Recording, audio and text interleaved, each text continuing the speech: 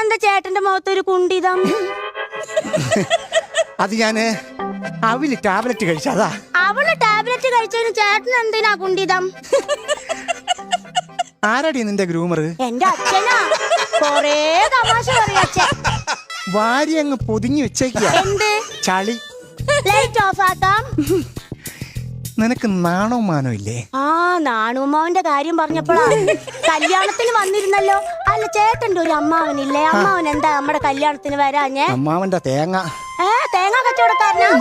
ആരാ മനസ്സിലായില്ലല്ലോ. മനസ്സിലായില്ലല്ലേ? ഇല്ല.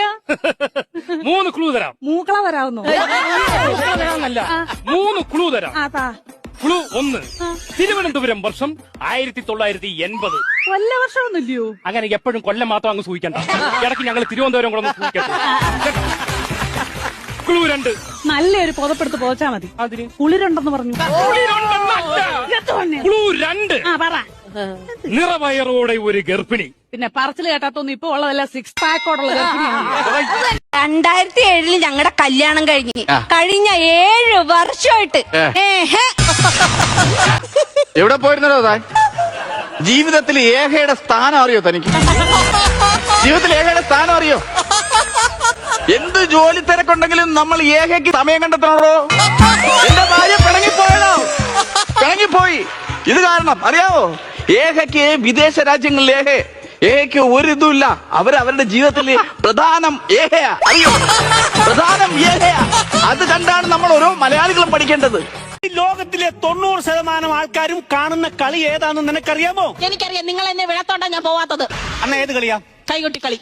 അതെ കിടക്കുന്നത് കൈകൊട്ടി കളിയല്ല, ഫുട്ബോളാണ് ലോകത്തെ ഏറ്റവും കൂടുതൽ ആൾക്കാർ കാണുന്നത്. അതെങ്ങനെ? ഇതിനെപ്പറ്റി വല്ല വിവരം ഉണ്ടെങ്കിലല്ല പറഞ്ഞിട്ട് കാര്യമുള്ള. ഹലോ, എന്തോ പുച്ഛിക്കുവാണോ? ഉച്ചയ്ക്ക് മെസ്സി അറിയാം നിനക്ക്?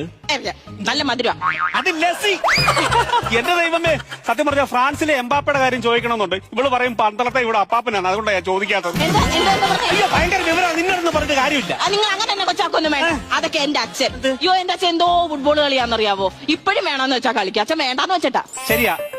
കുളിച്ചോണ്ടിരിക്കുമ്പോ സ്വന്തം കാല് തേച്ച് കഴുകണമെന്നുണ്ടെങ്കിൽ ഇവർ അമ്മ പിടിച്ച് കല്ലേ വെച്ച് ഉരയ്ക്കണം. സൂര്യനില്ല ചെതുമ്പിന് കളയുന്ന പോലെ. ഇപ്പോഴും കഴിക്കാൻ പാടില്ല. അങ്ങനെ തനങ്ങാ പറയാന്നോ എന്റെ അച്ഛൻ?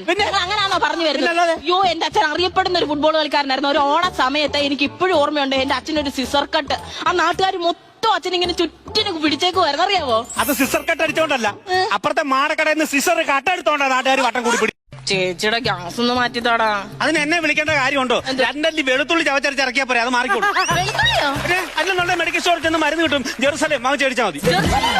ഈ സവാരി റിസോർട്ടിന്റെ ബട്ടൺ പോലിരിക്കുന്ന വലിയ റോസ് കളത്തിലുള്ള ഗുളിയല്ലേ, അത് വാങ്ങിച്ച് കഴിച്ചാൽ മതി, ഗ്യാസ് മാറിക്കോളും. എന്റെ ഗ്യാസ് മാറ്റി തരുന്ന ആരുമല്ല പറഞ്ഞത്. ഇവിടുത്തെ ഗ്യാസ് സിലിണ്ടർ തീർന്ന് നീ അപ്പൊ പുതിയ ഒരു LPG എടുത്ത് വെച്ച് തരാനാ പറഞ്ഞത്. അതിനാണ് പറഞ്ഞത്.